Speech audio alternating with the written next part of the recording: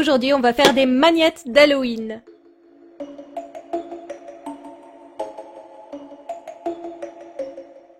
Après cette intro expéditive, il faut bien commencer par le début.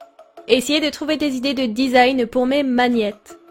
Le thème est Halloween, alors je veux forcément dessiner minuit, une citrouille, un fantôme, un crâne et plein de petits clichés que j'aime habituellement dessiner pour les stickers de ma boutique Etsy.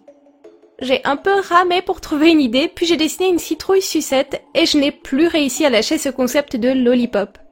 Et franchement, ça tombe bien parce que quand on pense à Halloween, on pense aussi souvent aux bonbons. Du coup, pas de regret, je suis partie sur 5 designs différents de sucettes. Et pour le bien de la vidéo du jour, je peux enfin sortir un de mes cadeaux d'anniversaire. Mon chéri et mes amis me l'ont offert pour que je n'ai plus besoin de découper mes stickers à la main. Mais avec une Cricut, on peut découper n'importe quoi, alors j'ai décidé de lui importer mes designs de magnettes pour pouvoir en découper les silhouettes. Ça me servira de patron ou de pochoir pour la suite de mon atelier DIY.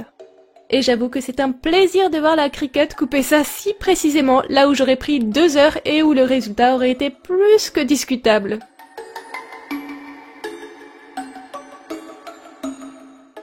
Je me retrouve donc avec mes 5 petits patrons que j'ai réalisés sur du papier d'imprimante. Je n'ai pas vraiment cherché à les rendre durables, je suis allée au plus pratique. Et pour réaliser mes magnettes, je vais utiliser de la pâte autodurcissante. Celle que j'avais utilisée pour faire ma palette champignons. Si vous n'avez pas vu la vidéo, n'hésitez pas à aller y jeter un coup d'œil. Ensuite, j'ai pris quelques petits outils de sculpture et de modelage, du papier cuisson, parce que je ne veux pas salir mon bureau et que je ne veux pas non plus que mes moulages collent sur ma surface de travail. J'ai aussi besoin d'un rouleau à pâtisserie, de petits cales en bois et de washi tape. Je sais, les 2 derniers éléments sont un peu mystérieux, mais je vais commencer par eux, histoire de briser le suspense.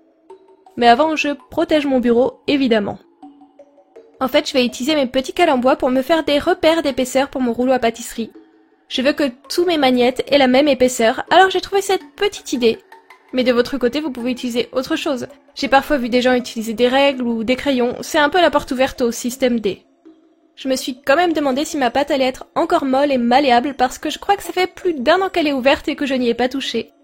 Mais heureusement, mon moi du passé l'avait bien emballée. Franchement, elle est encore bien molle, beaucoup plus que ce que ça pourrait être une Fimo neuve par exemple. Je déteste travailler avec de la Fimo parce que je trouve ça trop dur, j'ai les mains très froides et j'ai du mal à attendrir et travailler les pâtes dures. Il paraît que c'est bien plus facile avec les mains chaudes, mais bon, à moins que ce soit la pleine canicule, ce n'est jamais mon cas. Après, je n'ai pas un super gros projet de modelage aujourd'hui. J'aurais sûrement pu utiliser une pâte plus dure.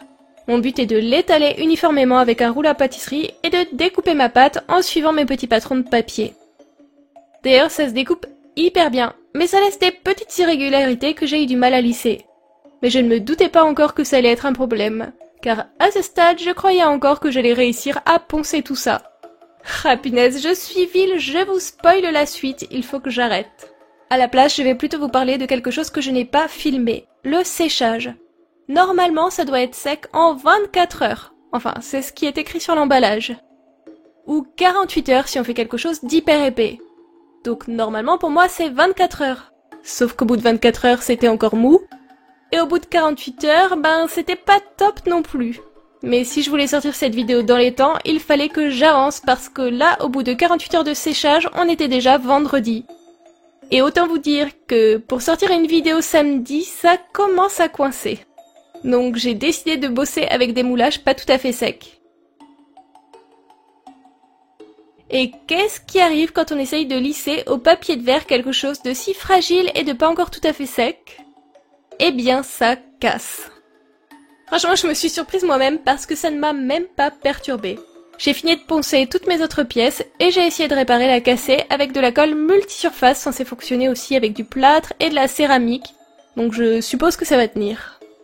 Après, je suis quand même un peu déçue par cette casse, parce qu'à la base je pensais vendre ces 5 magnettes, mais maintenant je vais avoir peur d'une casse potentielle et je crois qu'ils vont plutôt venir décorer mon frigo.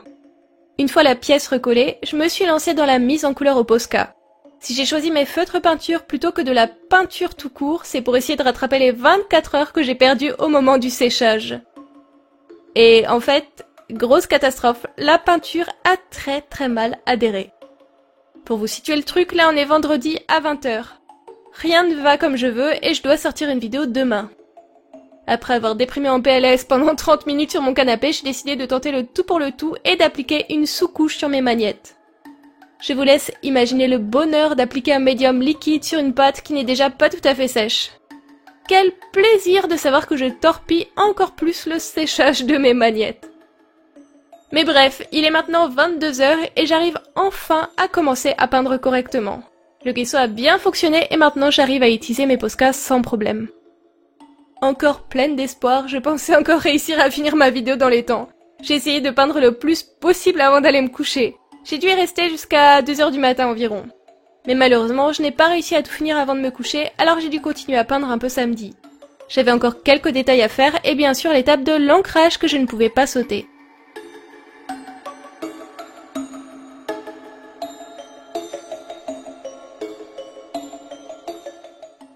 J'ai réussi à finir la couleur et l'ancrage vers 13-14 h le samedi. Vous allez me dire c'est juste, mais c'est peut-être encore faisable pour une sortie de vidéo à 18 h. Sauf que pour rendre mes magnettes plus jolies, durables et résistantes, j'ai décidé de leur appliquer une bonne couche de résine époxy. Après j'ai pris de la résine époxy UV parce que sinon j'en aurais eu encore pour 3 jours de séchage. Mais je n'avais pas réalisé que mes lollipops étaient si grandes. Et avec ma toute petite lampe UV, j'ai dû activer et déplacer ma lampe une petite dizaine de fois par magnette, ce qui m'a pris une bonne quinzaine de minutes par design. Plus le temps d'appliquer de l'époxy sur chaque pièce, ce qui a clairement été le plus long. Bref, là il était 18 h passées et je vous ai évidemment fait l'annonce que j'allais décaler la sortie de ma vidéo au lendemain. À partir de là, j'ai pu me déstresser un peu et finir tranquillement mon projet. Il me restait plus qu'à coller des petits aimants à l'arrière de chaque moulage pour les transformer en aimants d'Halloween. Au début, je pensais utiliser ma colle pour plâtre, mais finalement hors caméra, j'ai utilisé de l'époxy pour maintenir les aimants à leur place. J'ai vraiment trop peur que ça tombe et que ça casse. En tout cas, je suis trop heureuse du résultat, ils sont trop mignons et j'ai vraiment souffert pour les terminer dans les temps. Quand je pense que cette semaine, je me suis dit, je vais faire un petit projet DIY parce que je veux une vidéo facile, simple et rapide. Bref, pour le facile on repassera, mais en attendant je suis en ce moment en live sur Twitch, alors venez me rejoindre pour bien finir le week-end. Mais évidemment, avant de passer sur Twitch, mettez-moi un petit commentaire, histoire que j'ai pas souffert pour rien.